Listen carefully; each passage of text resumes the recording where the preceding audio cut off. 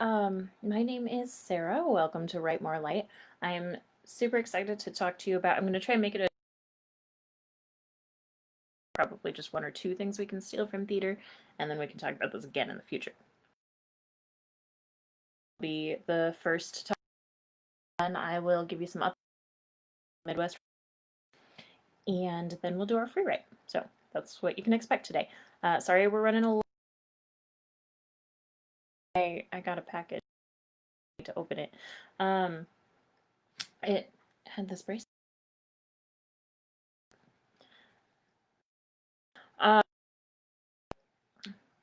So video. Say whatever. It was a real disappointment. And the writer went just very, very briefly into character development. Let it drop. And on head thinking about ways that when I wanted to pursue acting, I'm not a good actor. Be grateful that you haven't seen me act. It got me thinking about the things that I have had overlap in being a better writer and being a better actor. Talk about character development and of theater that we can steal. But you know, we hear about method and character acting all the time for folks involved in acting or who like to watch movies and theater. And both of those involve exploring your character as yourself. Again, I'm not an actor, so my bastardization but the way it translates to writing is not. So bear with me and please accept theater. First, of course, theater and film are storytelling. They are writing. They can be whatever form of writing they are. But they are in some ways more complicated because you have that you're with, and you have physical setting, right? You have to build a whole lot of stuff.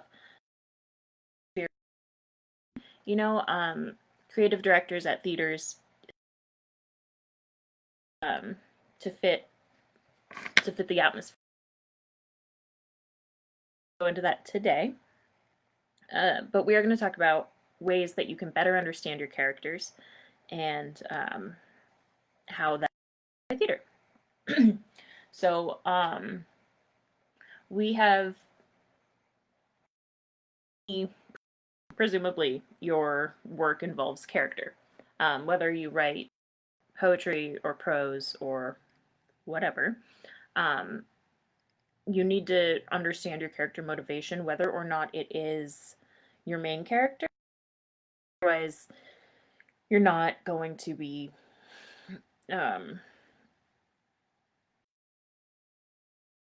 apology faithful to the character, even if it's not your main character. To be dimensional and consistent.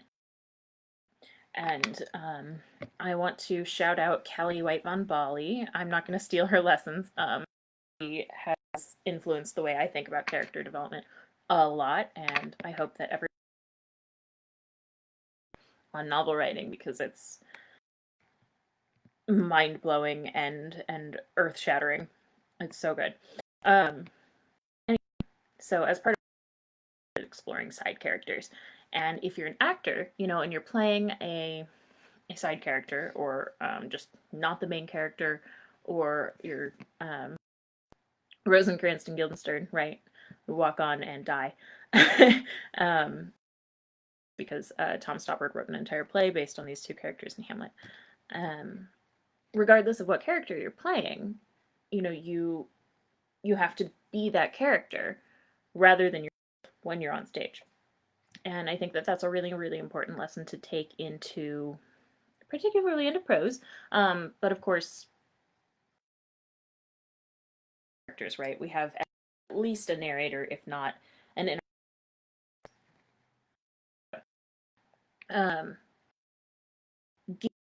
side characters. I'm saying this because I think we think so much about our main characters. There, forgive me for focusing on traditional story for today. On our main characters, and they're obviously not our only characters. It that exists, right?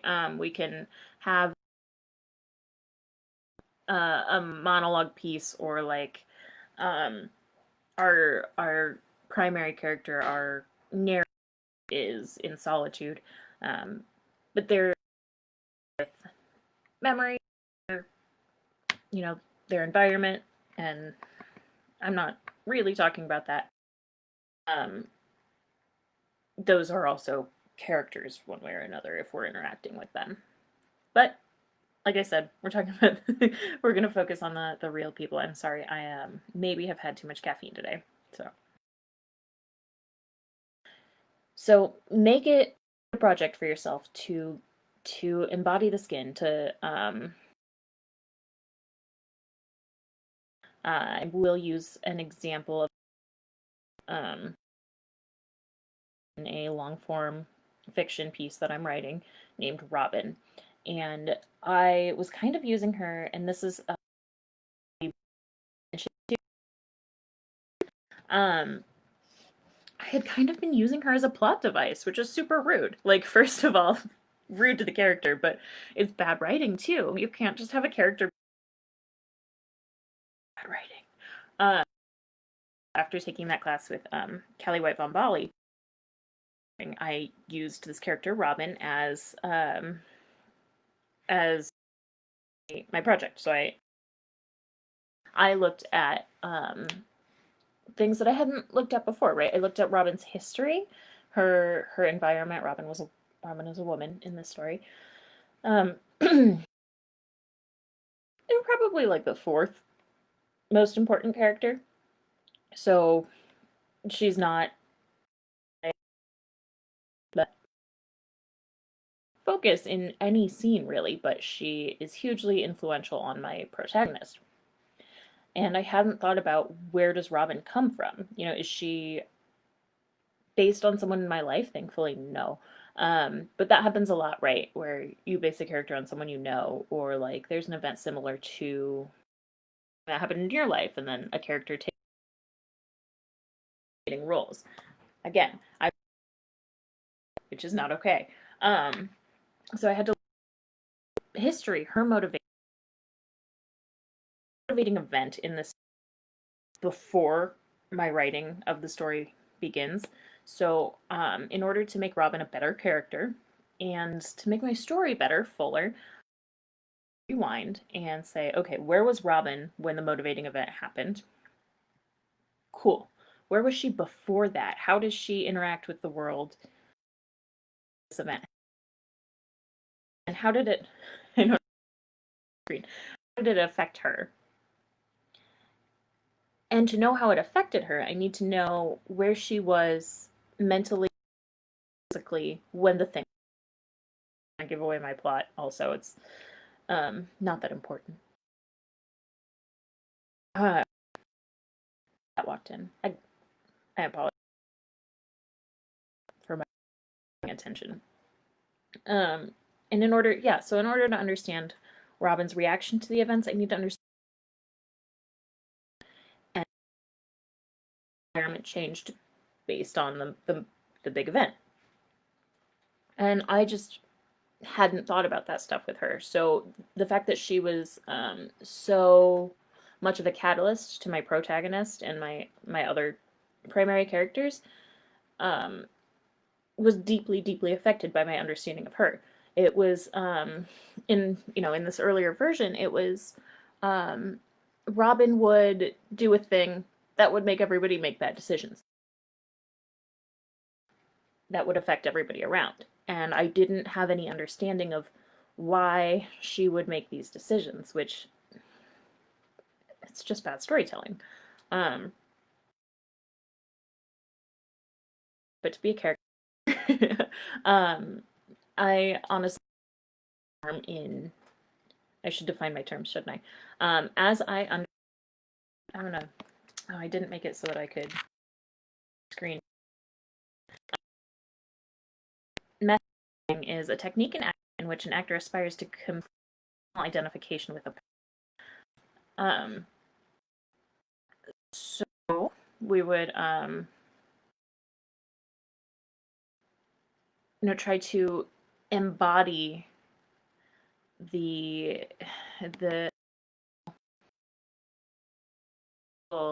and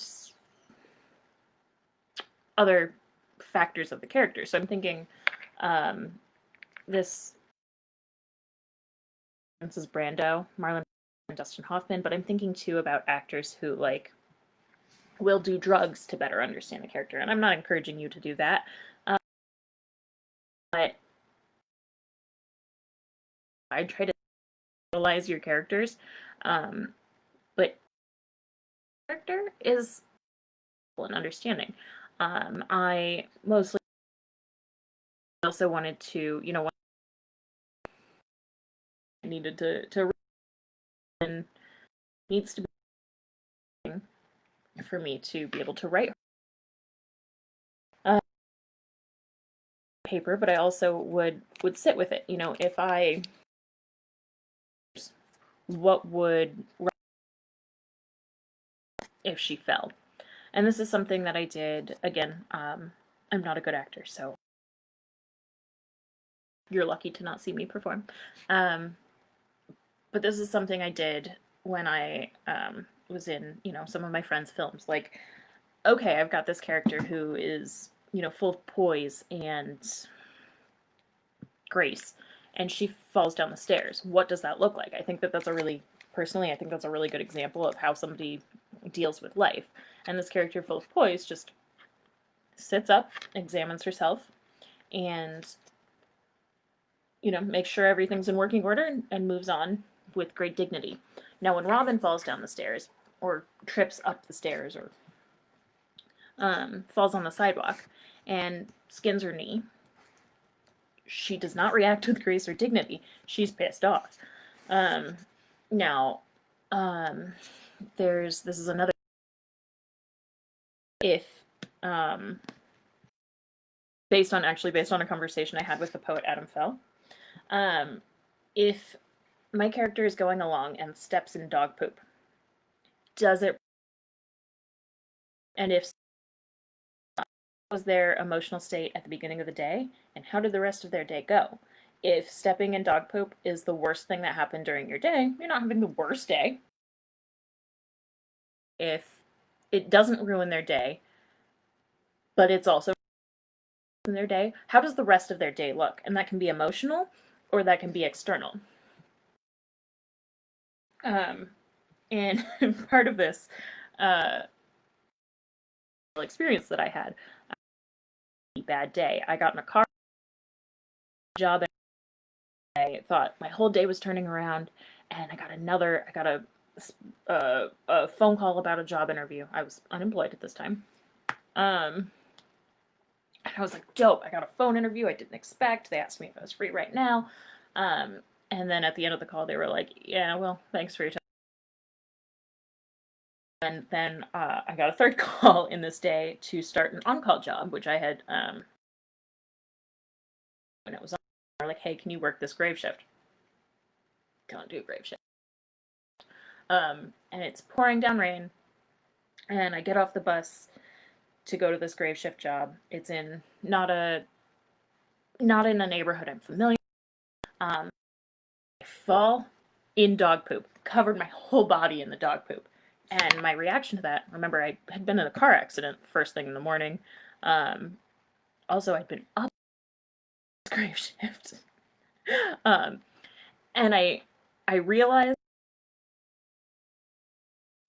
and I laugh my butt off because this is just a ridiculous circumstance and not at all the worst thing that happened to me during that day. So that's another test that I give my characters to kind of familiarize with who they are, reactions.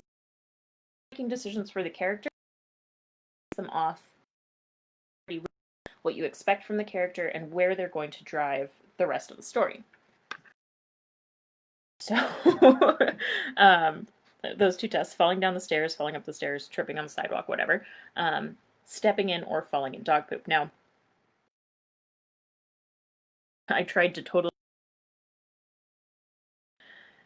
the I was working for unhoused people, unhoused youth, and so there were washing machines and there were donated clothes, so I didn't have to spend my whole day soaking wet and covered in poop, or night.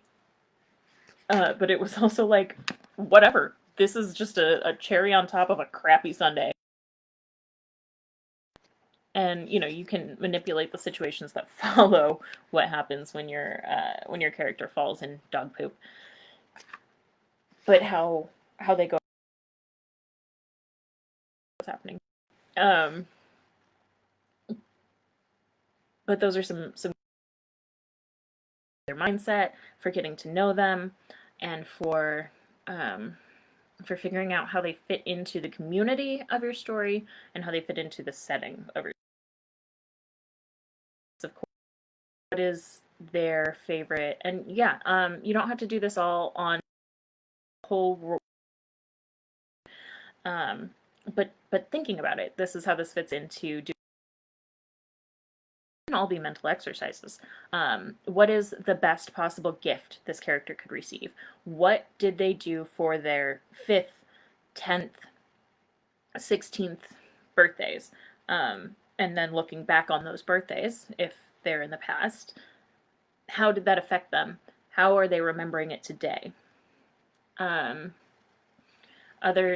Because you have to have some balance, right? It can't all be like tripping or bad things or easily understood as bad things that are happening to your character in order to understand them. You also need to know, like, what is their dream vacation? What does a reprieve from your plot look like for them?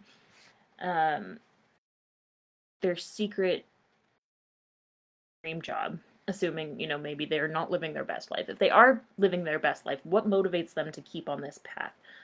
Which is why I have these specific instances that for you. So, in your character development with these side characters, so the main characters are still good things to think about with your main characters, but other situations in which you can imagine your character or become something that I've tried. I don't know that all people find it fun. I don't know that all people can put themselves in. Not that I'm better at it, but it's an exercise that I play with a lot. To try and think like your character for the day as you go about your life. So maybe you live a totally foreign life from your characters. Maybe you write sci-fi or fantasy, YA, write adult, and you're a teen. But how daily life, as you're doing dishes, as you get out of bed, you're making coffee. Drink coffee? Does your character hate coffee? Do they put a lot of sugar in it and you don't? Thinking about daily tasks in the mindset of your character is super, super, super helpful in understanding the character. But I find it more helpful with my side characters because those are the ones that I don't pay enough attention to and often accidentally use them as plot devices. So more than that, how does your character feel in the environment that you yourself are in? Like, Robin would be, right, this is crows surrounding a crow skull, but not into having a broadside on the wall. Robin doesn't read poetry. Robin doesn't read. Robin used to read. See,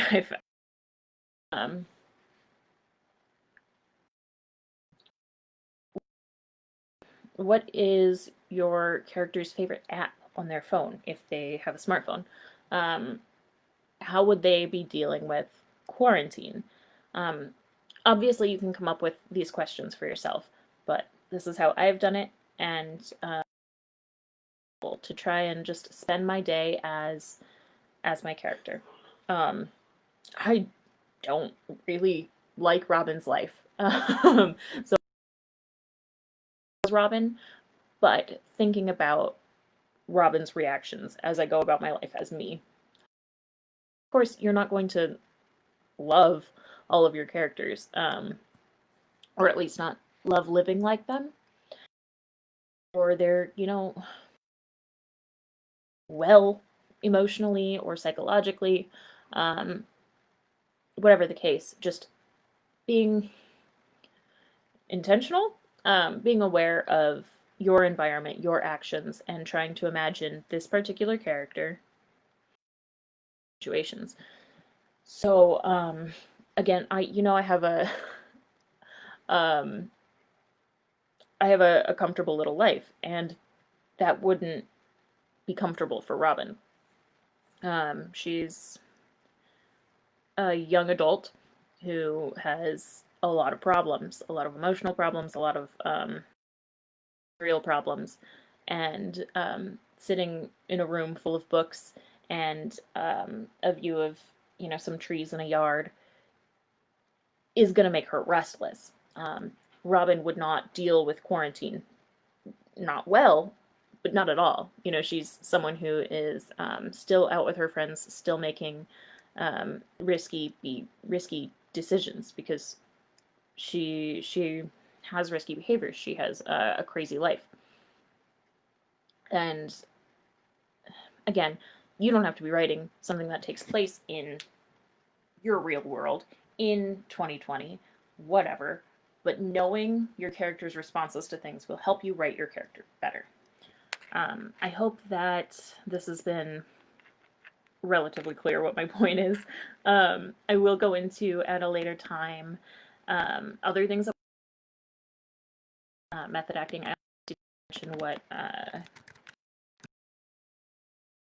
gonna go do you another on the internet. Certain types of approach memorable. So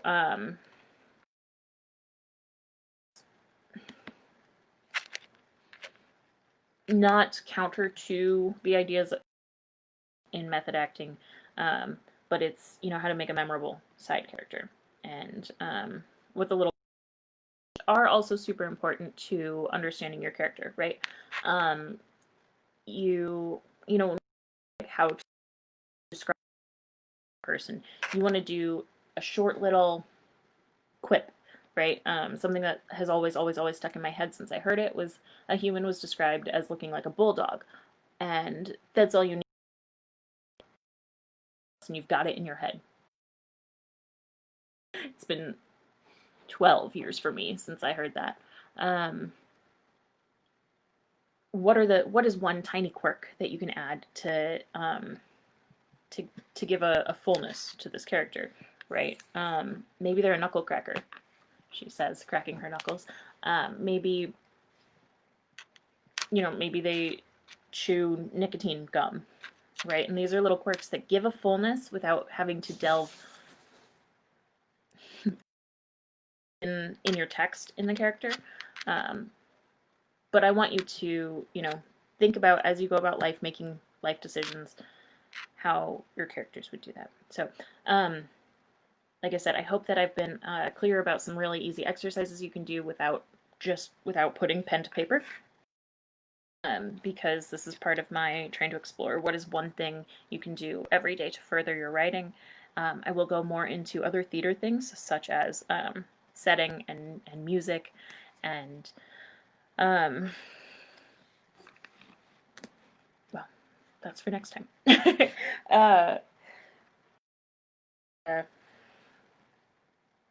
Yeah, I hope it's been clear. I hope it's been helpful to you. And so for today's, which honestly is another reason that I've stumbled so much. For today's, nope, we're not doing free write yet. We're going to talk about now things that are coming up with the Midwest Writing Center. We've got our Foster Stall chapbook series. Deadline is 12/31, so that is coming up fast. I made a post and shared it around a bit on what is a chapbook. So chapbook is, in case you're unaware, a super short publication, 30, 40 pages-ish. Chapbook from past, looking for 27 pages. It's a collection. It's not just one piece. And they're usually published by small presses, so they don't have a ton of reach. They're not going to be in all the bookstores, but you should get you should get a handful of copies of your book. It'll be available.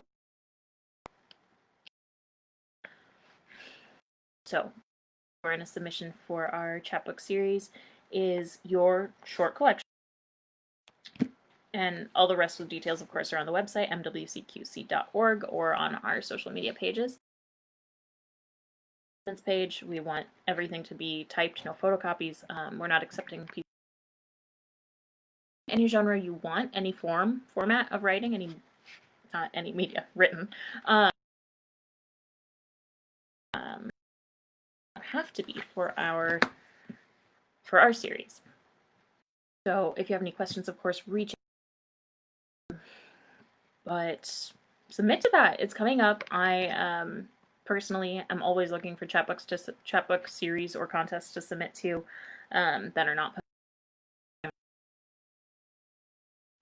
And so this is an awesome opportunity for publication for folks who collection that they want to publish, but who do not write poetry. We also, of course, have the G is for your pieces of any media reflecting on or having to do with 2020. We want to use that as a historical document, of course, a time capsule sort of thing. So we want that to be local chapbook series. You don't get to that. I believe the person who published the one that's in my hand right now is from Colorado. Get Home Safe by Elliot Sky Case. It's a book that I've purchased and given as gifts many times. It's super good. So part of our, actually, I know I'm rewinding again.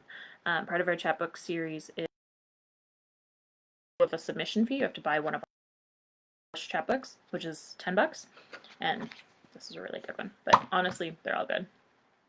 I own most of them.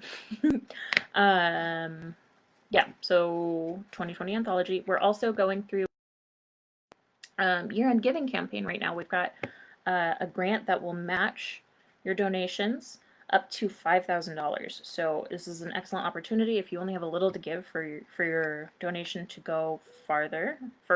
I apologize. That means a ton to us. 5,000 means a ton to us. 10,000, a teeny tiny little org, and maybe I'll have better content for you in the future. No. So it helps us to continue to bring programming to you and to bring more instructors better content to you. Yeah. Checking out to not do the free write with us. Thank you so much for joining, and please write more light into your life. If you are going to join me for this, I didn't bring my I did bring my phone. Right. What I would like you to do, of course, that you're hoping to, if you are not someone working with characters, if you're not a prose writer,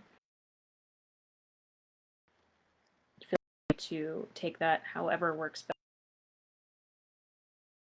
I would like you to journal as your character, either a day in the life or day with you. I know that's a really weird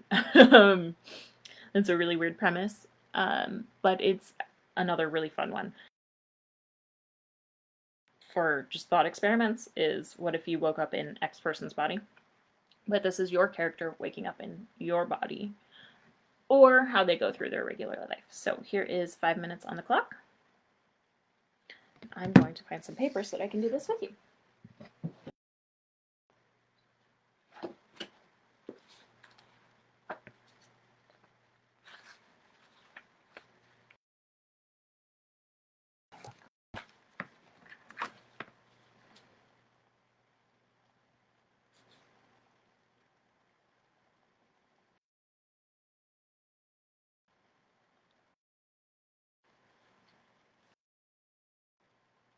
So something here, I'm going to do this as Robin because that's the person I kept talking about, so it's who's on.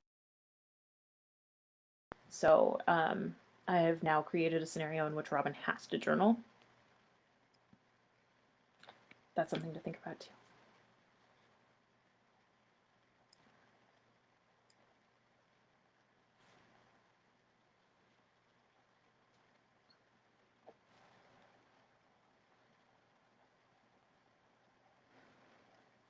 I'm going to go ahead and say it. I don't love embodying Robin. She's not a healthy dude.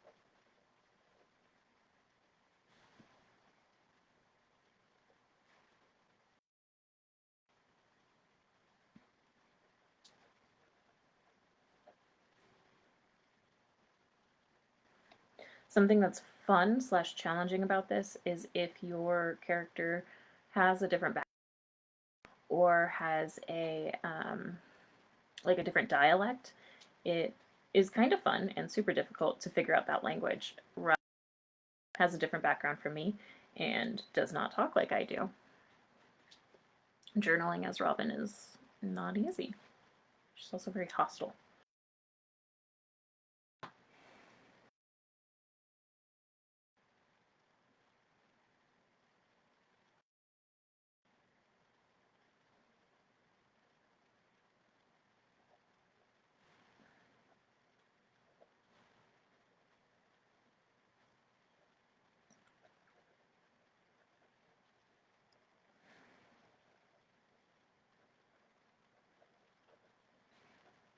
So because, like I said, Robin is a young adult, in my, not a 18 to 20-year-old, so she has more freedom in her life, say a teenager would, but she doesn't have a very structured life. So, I have to really think about why she would be journaling. And so I've rewound in her life to her young years, her teenage years, and I'm journaling from not in reflection, but in the moment in the past in which she's having to write. Because who is a wage slave, she doesn't have, in which she would be forced to sit down and write.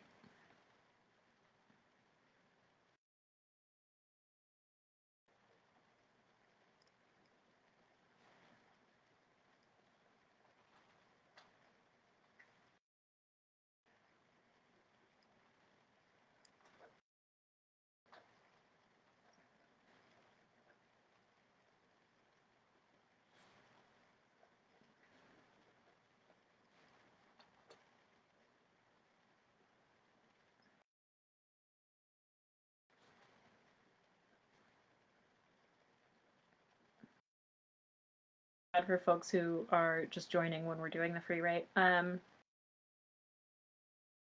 this is the end of the show. We're working on a free write and as our characters. It's probably almost over. I suggest you rewind to listen to my babble about embodying your character. Hey, almost over. So for folks just joining, we were journaling in from a character in order to better get to know the character. My character is one that I talked about throughout this video. She is very unlike me, and because she, in the current form in the story that I'm writing, she's an adult and has a lot of autonomy over, has medium autonomy over her life. So there's not a situation in which she would be forced to sit down and. She is not a journaler naturally, so I rewound her as a teenager. Today we talked about getting to know your characters, especially side characters, and things that we can steal from method actors and character actors as ways to better understand our characters and their motivation, and not just use them as plot devices or pieces of scenery. So now I'm going to leave you with that. Please submit. Even if you're not submitting, there's lots of stuff out there that wants to see your writing. Please submit to our chapbook series. That deadline 12. We also have the 2020 anthology, and the deadline for that is January 31. And as always, we want your money. So please consider donating to that year-end giving campaign. Again, we've got a matching grant that'll double your donation up to $5,000, and it really does mean a ton to us as a small org. And finally, Thursday, I will be talking about, is this your story to tell, and how to know if it's your story to tell. That's working on in the past. I've adapted it to the times and audiences that I've had, and it might be a little. I'll try not to be super long with that one, but there's a lot to cover. So yeah, go forth, write more light.